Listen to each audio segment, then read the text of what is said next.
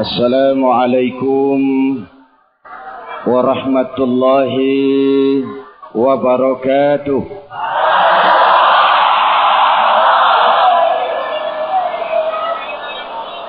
Alhamdulillahi rabbil alamin.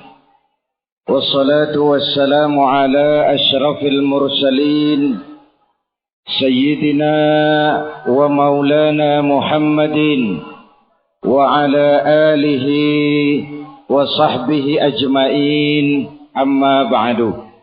Para ulama yang saya muliakan, hadirin hadirat ma'asyiral muslimin yang saya cintai, sudah sejak lama kita rakyat melihat wajah hukum di negeri kita ini masih compang-camping. Maling ayam, maling jemuran, maling radio, nasibnya selalu lebih menyedihkan dari koruptor-koruptor miliaran dan maling-maling uang rakyat itu. Anak mantan presiden saja diproses lewat jalur hukum. Ini akan jadi satu kenyataan bahwa memang negara kita adalah negara hukum dan tidak ada yang kebal hukum di republik ini. Apalagi anak Pak Ku, anak Pak Camat, anak Pak Bupati, anak Pak Gubernur, anak Menteri, tidak ada yang kebal hukum di republik ini. Walaupun kita tentu harus menyadari apa yang diingatkan oleh Al-Quran. La yajrimannakum syana'anu qawmin alla ta'dilu. Jangan kebencianmu kepada sekelompok orang menyebabkan kamu berlaku tidak adil. Tegakkan keadilan demi hukum, bukan untuk membalas dendam, bukan untuk memojokkan orang lain, tapi benar-benar untuk menegakkan keadilan di bumi pertiwi yang kita cintai ini. Sekarang ini semuanya mengandung pelajaran bagi kita. Pertama, bagi para penguasa, jangan main-main dengan kekuasaan. Dengan kekuasaan kita memang mudah cari uang, memanfaatkan kesulitan orang-orang yang sedang kepepet. Dengan kekuasaan kita memang mudah mencari teman dan pengikut. Tetapi kekuasaan adalah amanah, dan amanah akan dimintakan pertanggungan jawab di hadapan Allah Subhanahu wa taala.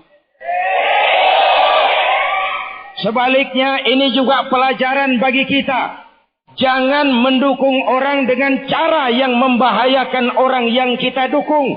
Hadirin yang saya hormati, sehingga Nabi mengingatkan sebaik-baik umara adalah yang mendekati ulama. Sejelek-jelek ulama adalah yang mendekati umara.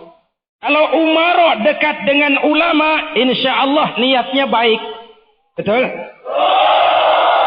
Tapi kalau ulama mendekati umara, jangan-jangan minta proyek. Jadi kelompok penjilat asal bapak seneng, akhirnya malah membahayakan orang yang kita dukung jadinya. Ini semua pelajaran buat kita bersama. Mudah-mudahan ke depan negara kita benar-benar menjadi negara hukum untuk kemaslahatan rakyat bersama. Hadirin, ada sebuah hadis. Rasulullah bersabda, Al-Qudatu salasatun. Hakim ada 3 macam. Berapa? Mudah-mudahan pidato ini didengar oleh Pak Hakim dan Pak Jaksa. Kata Nabi, hakim ada 3 macam. Berapa? Yang 1 surga, yang 2 neraka. Jadi lebih banyak yang ke nerakanya. Jelas? Yang pertama kata Nabi, ada hakim yang tahu tentang kebenaran, lalu dia melaksanakan hukum dengan kebenaran itu. Inilah hakim yang akan sampai ke surga. Dia tahu sesuatu itu benar. Dia bela yang benar. Dia menghukum dengan cara yang benar, apapun resikonya. Dia tidak takut diancam, dia tidak takut dikucilkan, dia tidak takut dipecat dari jabatannya, bahkan dia tidak takut kehilangan nyawa demi tegaknya kebenaran. Mudah-mudahan hakim model begini makin banyak di Indonesia. Amin. Kalau sekarang masih langka, sekarang masih langka, tahu kebenaran, mengerti sesuatu itu benar, dan mau menghukum dengan yang benar, apapun resikonya, itu hakim yang akan sampai ke surga. Satu. Yang kedua, ada hakim yang mengerti sesuatu itu benar, tapi tidak mau menghukum dengan kebenaran, karena dapat uang, karena dapat suap, karena ada intervensi dari kekuasaan, karena ada janji karirnya mau naik, yang benar disalahkan, yang salah dibenarkan. Hakim model begini, neraka tempatnya. Hadirin hadirat, ma'asyiral muslimin yang berbahagia. Jenis hakim yang ketiga, ada hakim yang tidak tahu tentang kebenaran, lalu menghukum dalam ketidaktahuannya itu. Ini lebih celaka lagi. Akhirnya orang lain jadi kelinci percobaan hukum. Menghukum dalam kebodohan. Hakim jenis ini pun neraka tempatnya. Jadi yang kita harapkan yang ideal, para penegak hukum yang tahu sesuatu itu benar dan mau menghukum dengan kebenaran, apapun resikonya. Oleh karena itu ini perlu keteladanan. Di zaman Rasul, hukum berwibawa. Kenapa? Beliau menjadi contoh paling utama. Ana awwalu wajibin ala ma amartukum bih. Apapun yang aku perintahkan kepadamu, aku pelaksana pertamanya. Hukum berwibawa. Perintah dilaksanakan tanpa ragu. Kenapa? Beliau selalu jadi sponsor. Kalau beliau mengajarkan saudara-saudara, rajin-rajinlah bersedekah. Rasulullah sendiri di rumahnya tidak ada uang menginap, walaupun besok tidak ada yang akan dimasak. Kalau beliau menganjurkan orang lain untuk beramal, putri kesayangannya Sayyidatuna Fatimah ditekankan, i'mali ya Fatimah, i'mali fa inni la ughni anki minallahi syai'a. Fatimah, beramal kau. Fatimah, salat. Fatimah, puasa. Fatimah, haji. Kalau kau tidak beramal Fatimah, aku ayahmu Rasulullah tidak akan sanggup membelamu di akhirat nanti. Putri kesayangan beliau. Tidak mentang-mentang putri kesayangan lalu, Fatimah kamu tidak sholat, tidak apa-apa, nanti di akhirat ada papi. Tidak. Beliau tegas. Kalau beliau bicara soal keadilan, beliau juga yang berkata, "Walladzi nafsi biyadihi, law anna Fatimah binti Muhammadin saraqat, laqata'a Muhammadun yadaha." Demi Allah, andai kata Fatimah putri Muhammad mencuri, jangan orang lain, Muhammad sendiri yang akan memotong tangannya. Hukum berwibawa karena beliau menjadi contoh. Dan kita rakyat ini perlu keteladanan. Betul? Kalau koruptor bermiliar rupiah maling-maling uang rakyat itu dengan enak senyum lenggang, naik mobil mewah berdasi, merasa dirinya terhormat, sementara maling-maling teri yang mencuri cuma untuk sesuap nasi, yang mencuri cuma untuk mengganjal perut, harus babak belur. Hadirin yang saya hormati, disitulah lukanya rasa keadilan. Saya mau cerita, mau dengar bagaimana proses keadilan ini. Di zaman Khalifah Umar bin Khattab yang diangkat menjadi gubernur di Mesir adalah Panglima Amr bin As. Amr bin As ini istananya besar, pakaiannya mewah, kemudian karyawan-karyawannya gagah, sampai kemudian yang membuat perasaannya tidak enak, di depan bangunan istananya itu ada gubuk reot milik orang Yahudi. Bayangkan itu. Akhirnya Amr bin As memanggil dinas tata kota. Mas, ke sini. Ada apa, Pak Gubernur? Itu di depan istana saya ada gubuk reot milik orang Yahudi. Nggak enak dilihat. Di depan istana gubernur yang megah ada gubuk reot milik orang Yahudi lagi. Jadi bagaimana, Pak Gubernur? Gusur saja. Ya, tapi harus punya alasan yang kuat, Pak Gubernur. Bilang saja itu kena planologi. Kita mau bangun masjid di situ. Atau panggil saja Yahudinya kemari. Dipanggillah si Yahudi menghadap Gubernur Amr bin As. Saudara Yahudi. Iya, Pak Gubernur. Kamu tahu apa, Pak Gubernur? Rumah gubuk kamu itu kena jalur hijau. Oh, saya tidak ngerti, Pak Gubernur. Saya kan rakyat kecil. Makanya kalau mau bangun ngurus IMB, kamu main bangun saja. Sudah, itu saya mau bangun masjid di tanah situ. Gubuk kamu saya beli. Gak mau, Pak Gubernur. Saya ganti rugi. Gak mau, Pak. Kenapa? Oh, namanya ganti rugi, Pak. Biar digantikan saya tetap rugi. Sudahlah, saya bayar 2 kali lipat. Gak mau, Pak. 3 kali lipat. Gak mau, Pak. Mangkel Gubernur. Akhirnya panggil Kamtib. Tarik itu rumahnya. Diderek rumahnya.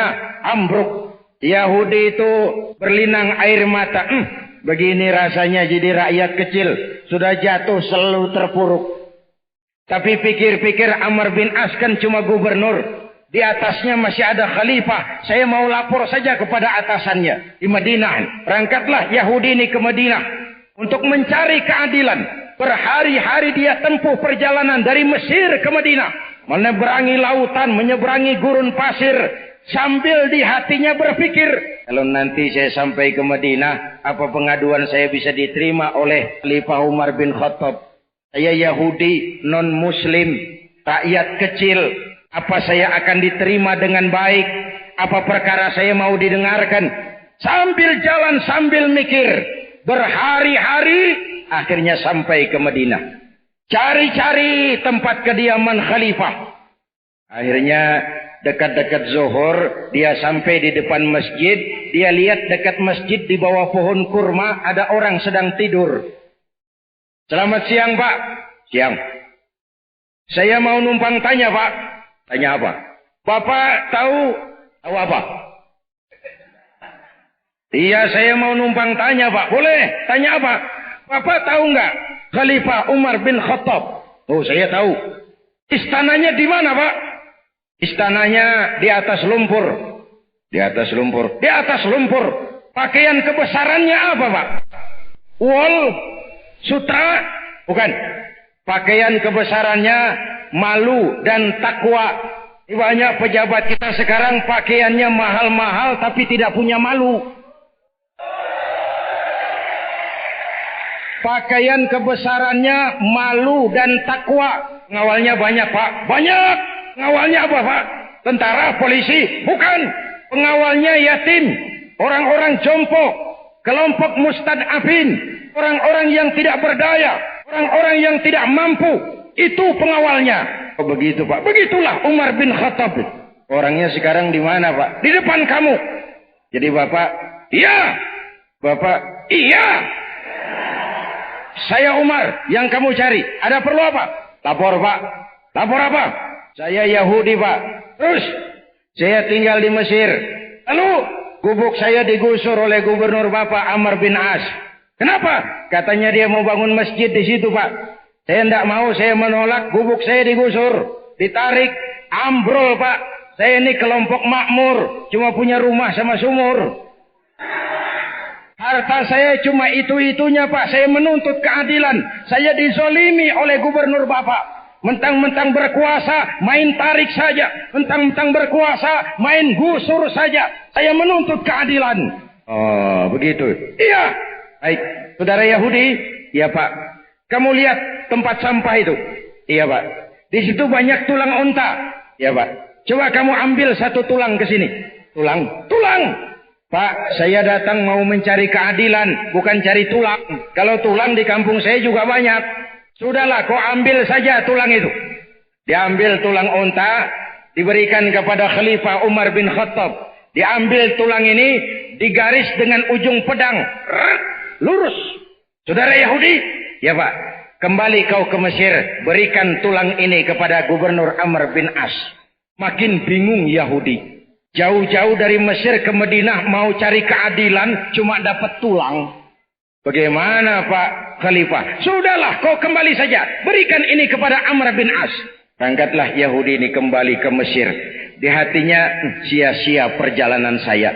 Berhari berminggu menempuh gurun pasir, mengarungi lautan, cuma dapat tulang. Tapi terus dia berangkat. Sampai di Mesir, dia menghadap Gubernur Amr bin As. Gubernur? Ya. Lapor Pak. Apa? Saya dari pusat. Dari pusat? Iya. Ke Madinah maksud kamu? Madinah.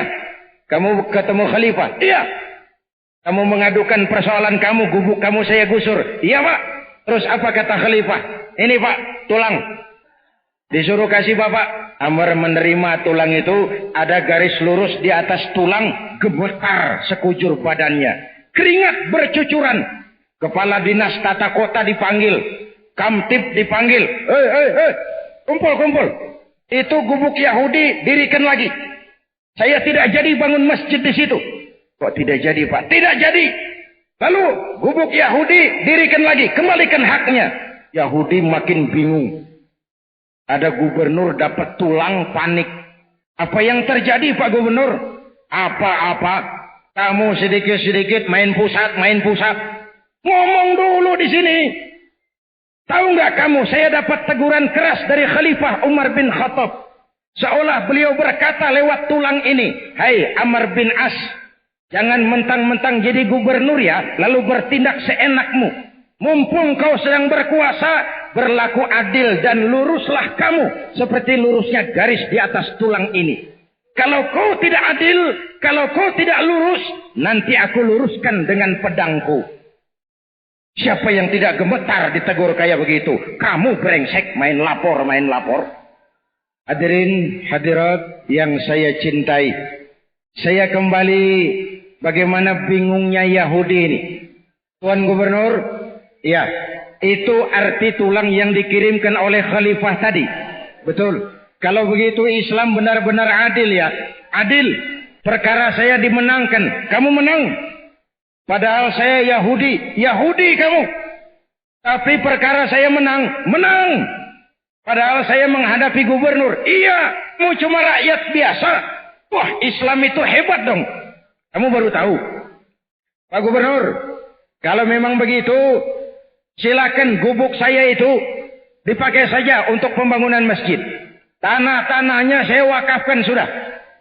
Terus, kamu tidak menuntut ganti rugi? Tidak.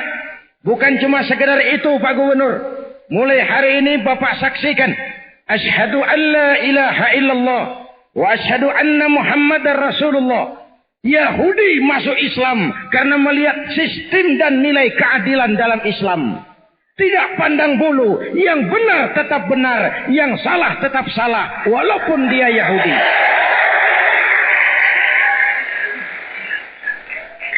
Oleh karena itu, saya ingin mengajak kepada seluruh kita. Mari terus berjuang menegakkan keadilan. Amin. Kepada siapa kita harus berlaku adil? Islam mengajarkan. Pertama, kita harus adil kepada Allah. Bagaimana adil kepada Allah? Pertama, jangan menyekutukan Allah dengan sesuatu pun. Allah itu Esa.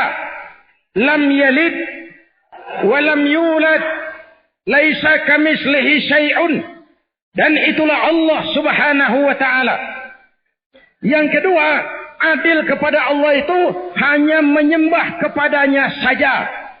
Jangan menghamba kepada yang selain Allah. Kadang kita ini ketika miskin, Abdullah, hamba Allah.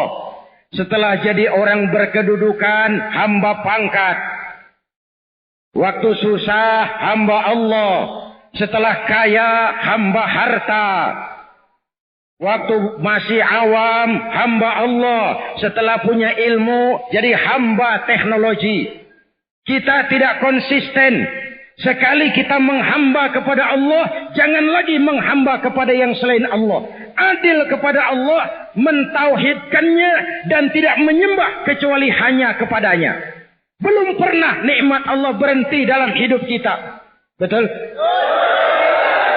Sejak kita bangun tidur sampai kita tidur kembali, bahkan tidur itu sendiri, nikmat belum pernah berhenti. Terhadap nikmat yang jikalau kita akan menghitungnya, kita tidak akan pernah sanggup menghitungnya. Allah cuma minta syukuri nikmat itu. Kalau kamu syukuri, aku tambah. Kalau kamu ingkar, awas, azabku amat pedih. Kita sebuah negara subur, untayan Jamrud Katulistiwa, tapi dihantam oleh gelombang kesulitan begini besar. Oleh karena kita tidak pandai mensyukuri nikmat yang diberikan Allah Subhanahu.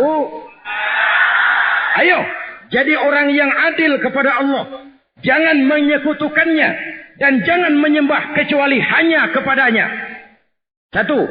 Yang kedua, adil kepada sesama manusia. Baik dia muslim maupun non-muslim.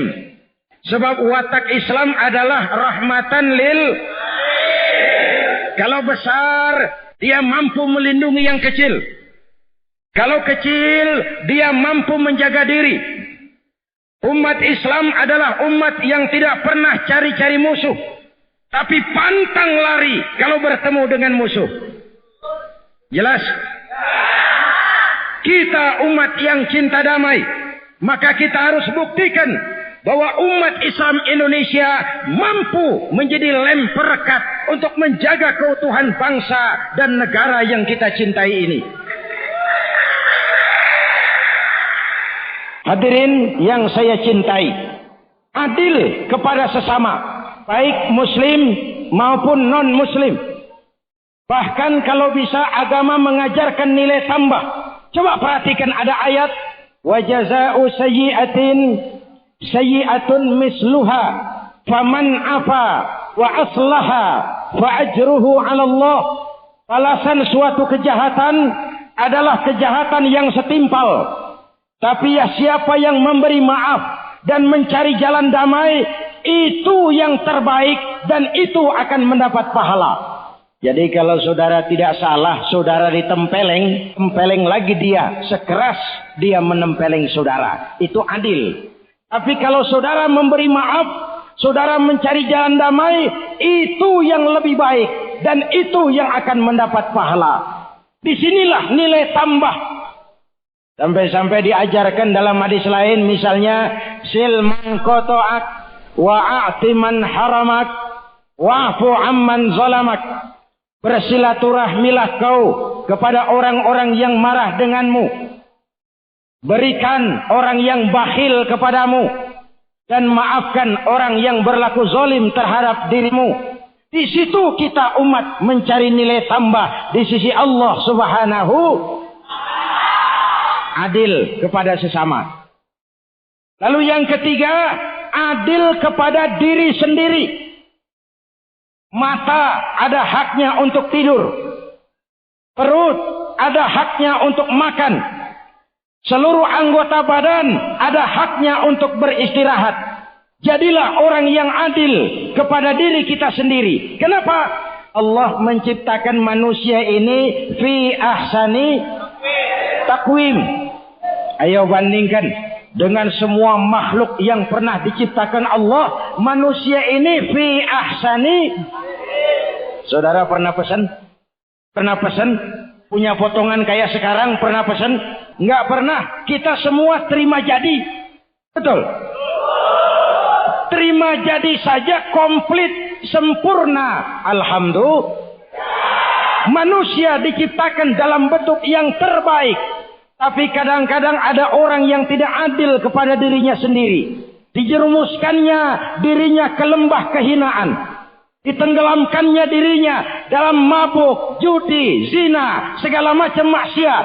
Itu orang tidak adil kepada dirinya. Dibiarkan dirinya hancur fi ahsani taqwim itu tidak lagi dimilikinya, tapi sudah kembali, thumma radadnahu asfala safilin, dikembalikan ke tempat yang paling hina. Mari kita adil kepada diri sendiri, jaga kemuliaan yang telah diberikan Allah kepada kita, jaga kehormatan yang telah dikaruniakan Allah kepada kita.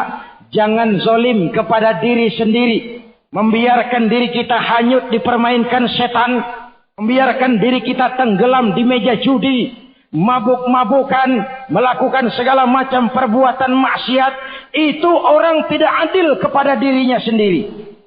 Adil kepada Allah, adil kepada sesama, dan adil kepada diri kita sendiri. Dan pada akhirnya terciptalah masyarakat yang berkeadilan, baik adil di bidang politik, adil di bidang ekonomi, adil di bidang kebudayaan, dan seterusnya. Sehingga slogan masyarakat yang adil dalam kemakmuran dan makmur dalam keadilan bukan cuma sekedar sebuah slogan, tapi juga sebuah kenyataan yang dirasakan oleh seluruh kita lapisan masyarakat Indonesia. Amin. Mari kita Fatihah. Mudah-mudahan negara kita benar-benar menjadi negara di mana hukum sebagai panglima. Amin. Keadilan dirasakan oleh seluruh lapisan rakyat. Amin. Para hakim dan para penegak hukum di negara kita diberikan kekuatan untuk menegakkan yang benar dan menjauhi yang tidak benar. Sementara kita tetap menganut azas praduga tak bersalah. Kalau orang belum dinyatakan salah oleh pengadilan, dia harus dipandang sebagai tidak bersalah. Ala hadhihi niyyah wa ila hadratin nabi. Al-Fatihah. Bismillahirrahmanirrahim. Alhamdulillahirabbil alamin. Arrahmanir rahim. Maliki yaumiddin. Iyyaka na'budu wa iyyaka nasta'in. Ihdinas siratal mustaqim. Siratal ladzina an'amta 'alaihim ghairil maghdubi 'alaihim waladdallin. Amin. Bismillahirrahmanirrahim. Alhamdulillahirabbil alamin. Allahumma shalli ala sayidina Muhammadin wa ala alihi wa sahbihi ajmain. Rabbana atina fid dunya hasanah wa fil akhirati hasanah wa qina adzaban nar.